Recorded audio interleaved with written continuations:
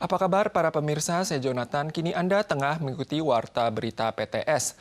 Bonus uang tunai $6.000 Taiwan yang awalnya akan disetor ke rekening tanggal 6 April sudah mulai dicairkan oleh beberapa bank mulai tanggal 1 Sabtu lalu, termasuk 8 bank negara dan sebagian bank swasta. Banyak warga yang mendaftar lewat internet minggu lalu kini telah menerima tambahan $6.000 Taiwan di rekening mereka. Bonus uang tunai $6.000 Taiwan bagi pendaftar yang memilih langsung masuk ke rekening bank negara mulai dicairkan pada tanggal 1. Pencairan bonus yang dijadwalkan setelah liburan Cheng Beng menjadi lebih awal setelah Obeng melakukan pencairan pada 31 Maret.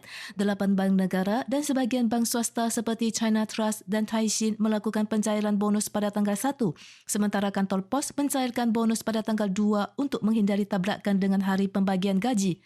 Cathay Bank melakukan pencairan pada tanggal 3, sedangkan Taipei Fubon yang baru merger dengan Bank Jisun akan melakukan pencairan bersama-sama pada tanggal 4.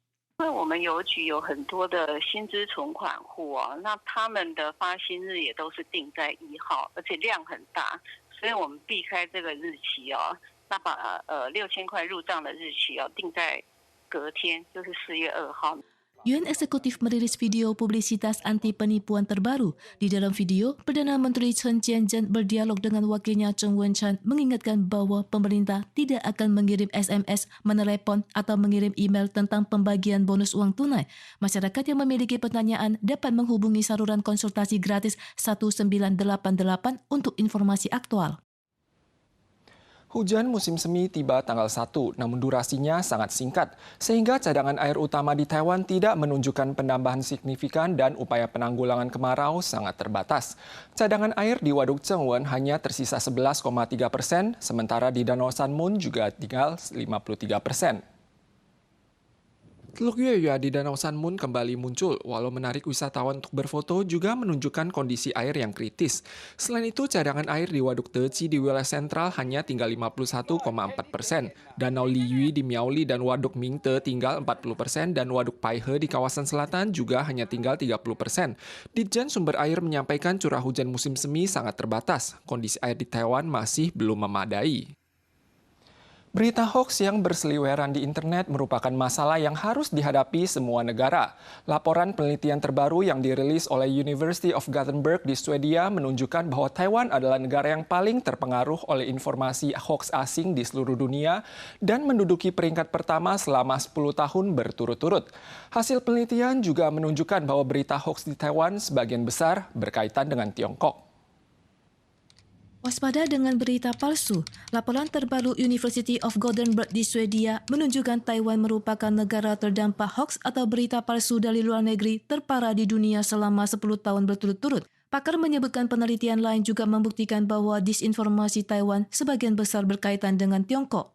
台湾为什么会是一个重要的被攻击的对象？其实就是因为中共对台湾是有这样的一个企图的野心哦。以往来讲的话，俄罗斯对乌克兰也是一直在运用假讯息的方式来进行攻击，所以它是整体的所有的认知作战其中的一环。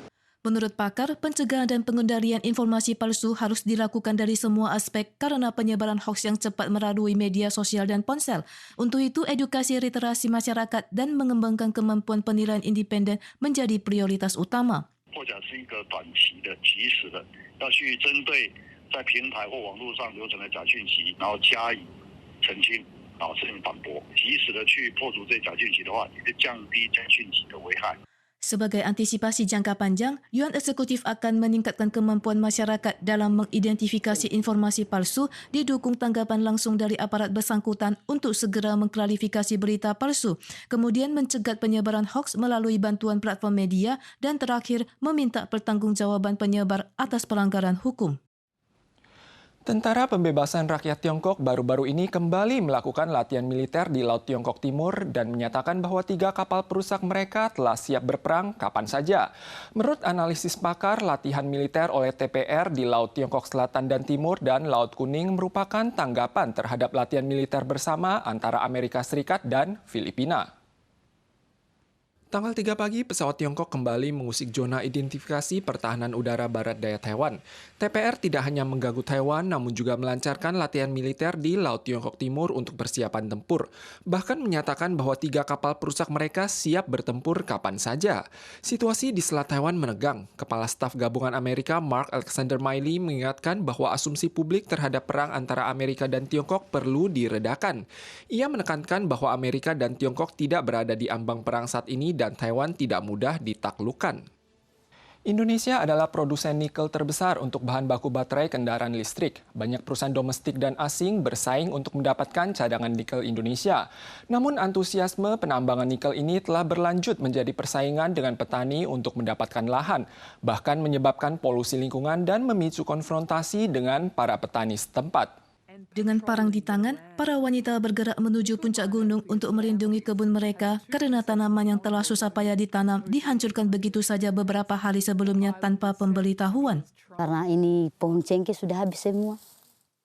I couldn't believe all the clove trees had been cleared. I was shaking. It was our source of income. We were dreaming about sending my child to college.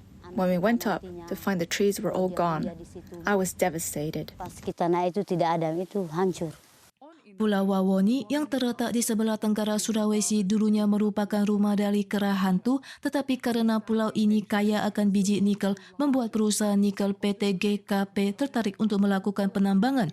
Setelah memperoleh 2 izin penambangan dengan total luas 1.800 hektar, operasi penambangan dimulai.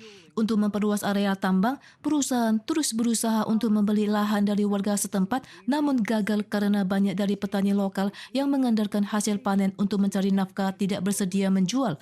Hal ini memicu demonstrasi dan kerusuhan yang bahkan menimbulkan konfrontasi bersenjata. Selain pelebutan lahan dengan petani, penambangan nikel juga menyebabkan pencemaran lingkungan yang parah. Lahan tercemar yang tersapu hujan masuk ke perairan lokal dan pesisir hingga berwarna jingga. Sebelumnya, Presiden Joko Widodo pernah mengatakan bahwa pihak berwenang akan terus bergerak menuju tujuan menjadi negara maju, tetapi sebagian besar petani masih menolak untuk tunduk pada industrialisasi dan terpaksa mempertahankan tanahnya sendiri. Para pemirsa sekalian, sekian Warta Berita PTS. Selanjutnya, mari kita saksikan Taman Hutan Kongqing di Shanghai. Kita soal lagi di pekan depan, tentunya saja dalam waktu dan acara yang sama. Sampai jumpa.